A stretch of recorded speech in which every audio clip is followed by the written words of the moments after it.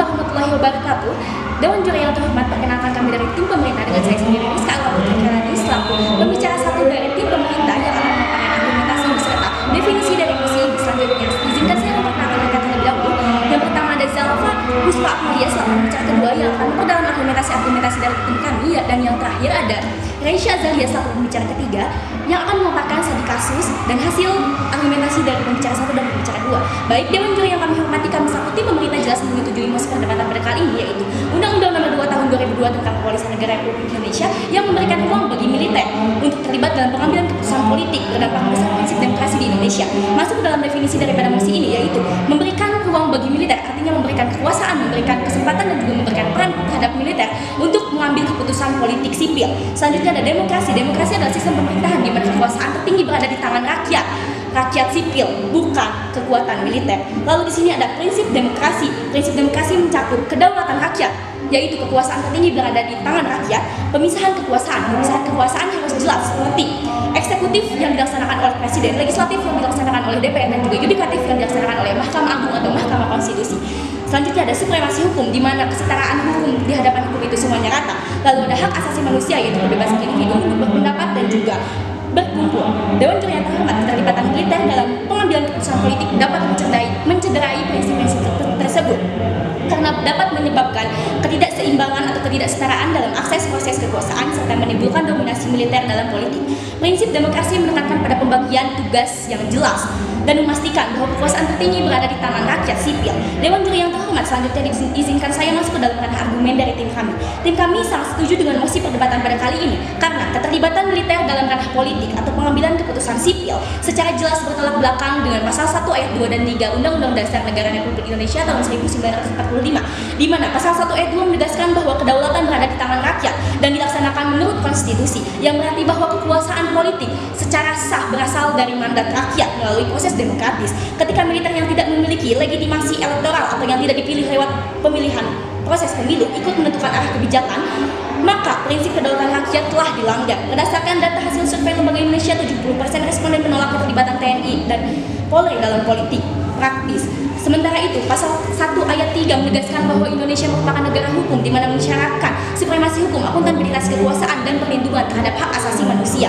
Keterlibatan militer dalam ranah sipil berpotensi mengaburkan batas kekuasaan serta mengancam prinsip keadilan dan kesetaraan di hadapan hukum. Dengan demikian, masuknya militer dalam ranah politik sipil tidak hanya mengancam tatanan demokrasi, tetapi juga melemahkan fondasi negara hukum yang dijamin oleh konstitusi. Oleh karena itu, pemisahan yang tegas antara fungsi militer dan fungsi sipil merupakan syarat yang mutlak bagi terwujudnya pemerintahan yang demokratis dan berlandaskan hukum. Oleh karena itu, pendirian di sisi kami tetaplah jelas bahwa kami menyetujui mosi perdebatan pada kali ini. Sekian argumentasi dari saya selaku pembicara satu. Terima kasih. Baik Dewan Juri yang terhormat, izinkan saya sebagai pembicara dua tim pemerintah untuk menegaskan kembali mengapa kami mendukung mosi kita pada kali ini. Dewan Juri yang terhormat, militer itu bukan lembaga yang akuntabel secara politik, dan dalam konteks politik dan juga demokrasi, akuntabilitas di sini merupakan prinsip bahwa semua pejabat publik harus bisa dimintai pertanggungjawabannya atas kebijakan dan juga keputusan yang telah dibuat. Maka di sini kita memerlukan namanya partisipasi publik untuk mengkritik apabila jika ada kekeliruan dalam kebijakannya. Lalu bagaimana dengan militer? Dewan Juri yang terhormat, dalam militer itu memiliki struktur yang hierarki dan juga tertutup sehingga partisipasi publik akan lebih terbatas. Hal ini juga ditegaskan pada Sumpah Prajurit nomor 3 yang menegaskan bahwa ketaatan pada perintah dan juga hukum.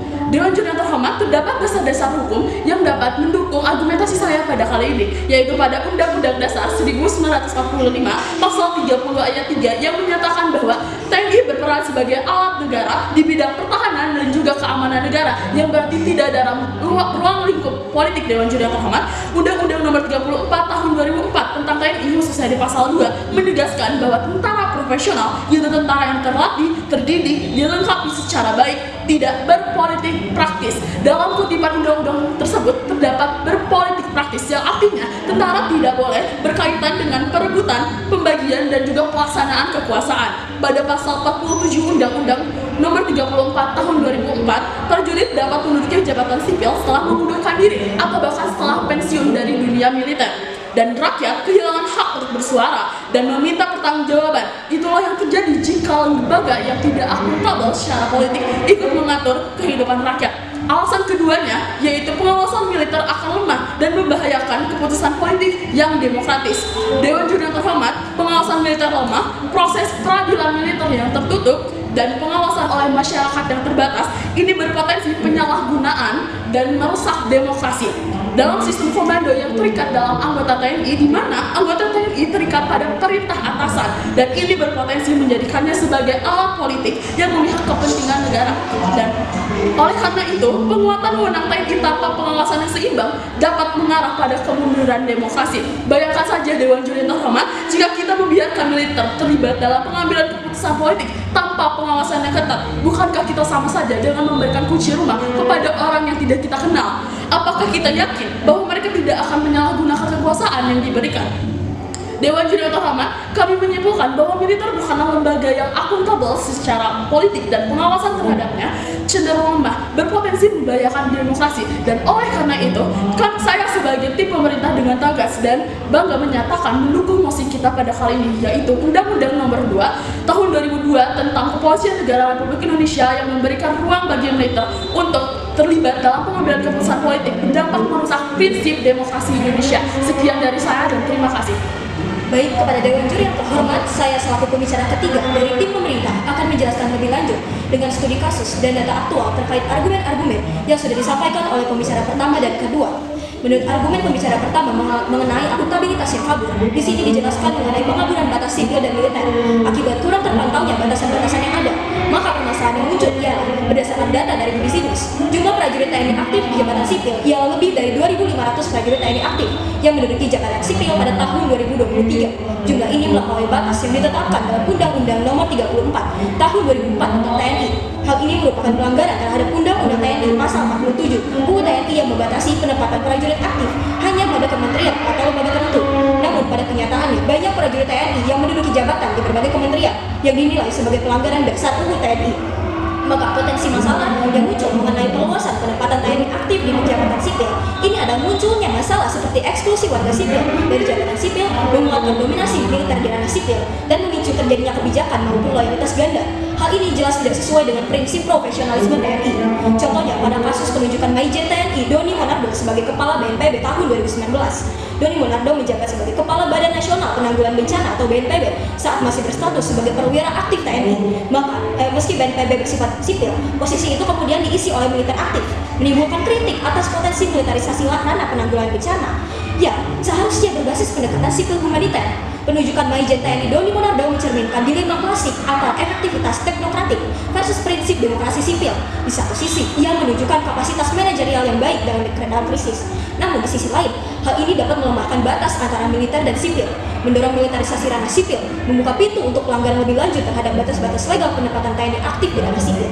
Hal ini dapat kita analogikan dengan seorang satpam yang bertugas sebagai penjaga komplek, namun diberi tugas lain untuk bersih-bersih halaman komplek. Maka dari itu harus dipertanyakan mengenai keefisienan satpam tersebut dalam bertugas. Apakah dapat dengan baik dalam menjalankan satu tugas apabila memiliki tugas dan tanggung jawab yang lain? Selain itu, menurut argumen pembicara kedua mengenai transparansi dalam pengawasan TNI juga patut diperhatikan. Seperti contoh kasus penempatan anggota TNI aktif di jabatan sipil bertentangan dengan asas keterbukaan karena tidak melalui persetujuan rakyat, tidak melalui proses demokrasi, dan tidak diketahui oleh masyarakat luas. Contohnya, penunjukan seorang perwira TNI aktif sebagai pejabat bupati di Serang Barat, Maluku melalui SK Mendagri yang sulit diakses, menunjukkan kurangnya transparansi. Terdapat juga contoh kasus lain yang dimana ini melibatkan pengadilan militer yang bersifat tertutup dalam kasus pembunuhan Taisio Anwar tahun 2001 yang diduga tersangkanya adalah 4 anggota Kopassus yang dinyatakan terlibat, termasuk Letkol Hatomo, Komandan Detasemen 81 Kopassus saat itu. Para pelaku diadili di Pengadilan Militer 319 Jayapura, bukan di pengadilan umum. Sidangnya dilakukan secara tertutup dengan akses terbatas bagi media dan publik. Para terdakwa hanya dijatuhi hukuman ringan antara 2 sampai 3,5 tahun penjara. Setelah menjalani hukuman, sebagian kembali bertugas aktif di lingkungan militer, bahkan ada yang naik jabatan. Solusi yang paling tepat di sini adalah mengatur kembali undang-undang mengenai tugas militer sehingga dapat memberikan dan menjelaskan batasan yang jelas di antara ranah militer dan juga sipil. Maka dari itu, terkait data-data dan studi kasus yang telah saya paparkan membuktikan bahwa masuknya militer ke ranah sipil menyebabkan rusaknya demokrasi. Sekian argumentasi dari saya, terima kasih.